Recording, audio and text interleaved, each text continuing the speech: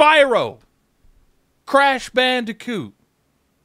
What do these games have in common? These games, they have my approval. That's what they have in common. Look, ABK deal, we know the biggest reason these decisions was made was because they want Call of Duty.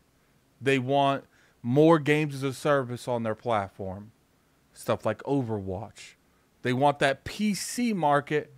And above all, they want King. They want that mobile access.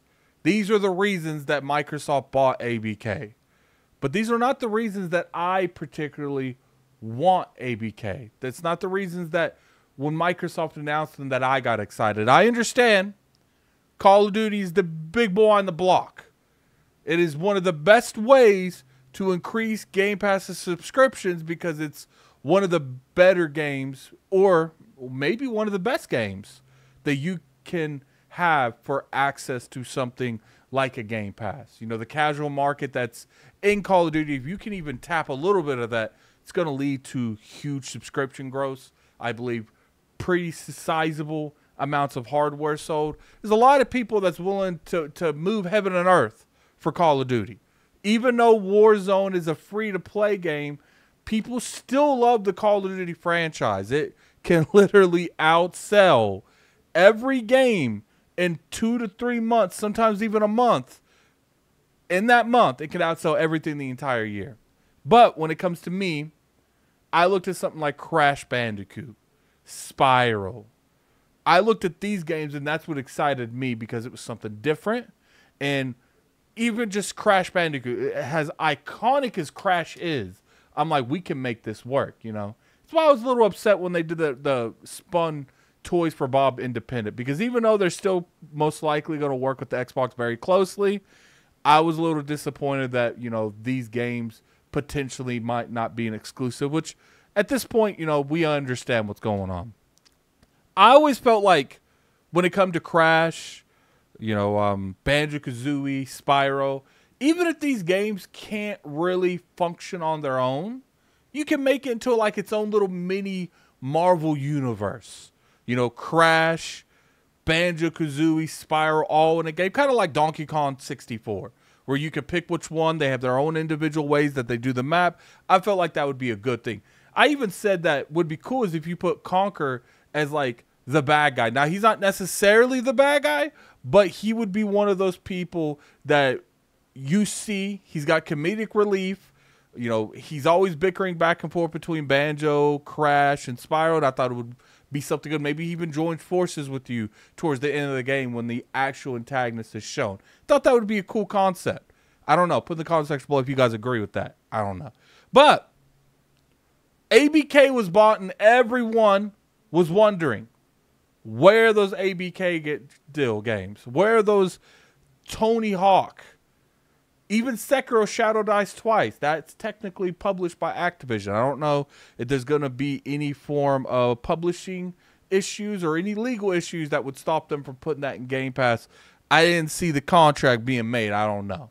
But Crash Bandicoots, Crash 4, people enjoyed it. Didn't seem like it sold the greatest, but I felt like it would still be a good game to be shown. A lot of people expected at the June showcase to see a good sizable amount of these games hitting Game Pass. I was one of them. I was very, you know, it was just not that I was disappointed, but it's just, I felt like everyone expected it and we didn't really get it. Now, we did get Diablo, and, you know, that is what it is, and they announced that Call of Duty is officially going to be in Game Pass, so they did do something, but it's not what a lot of people expected. But it's looking like this individual. Now, I don't know if this individual is like confirmed. Apparently, he has successfully announced certain things. But what I'm being told is this might actually be true. I don't know if it's true. Grain of salt. You guys have no eyes. I talk about rumors. I speculate on the rumors. I talk about everything in the industry because that's what interests me on where the industry is going, what practices are being entertained behind closed doors. That stuff interests me, so I make these videos.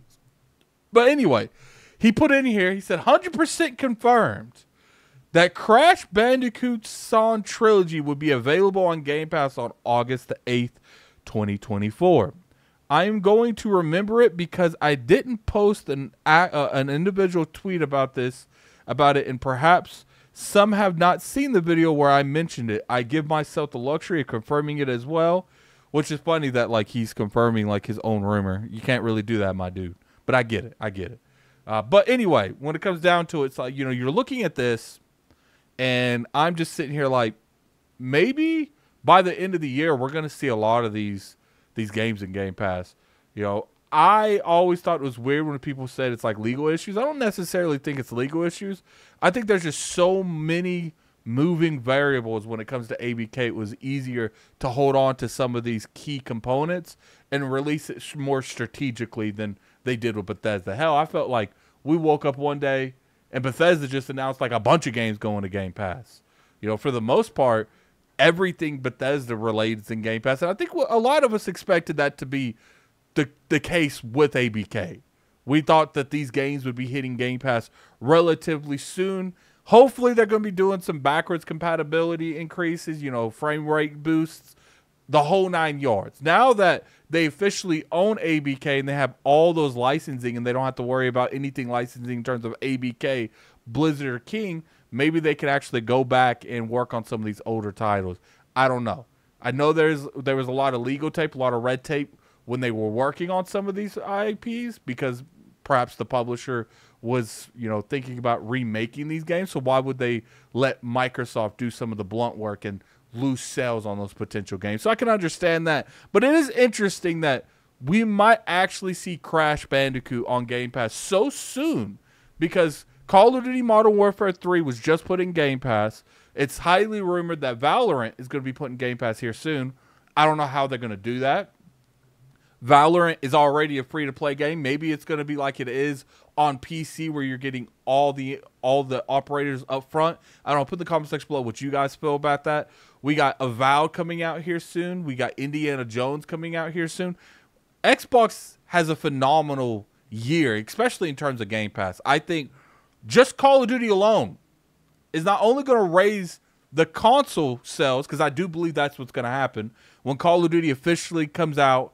Black Ops 6, which is one of the best COD names that you can actually have is Black Ops.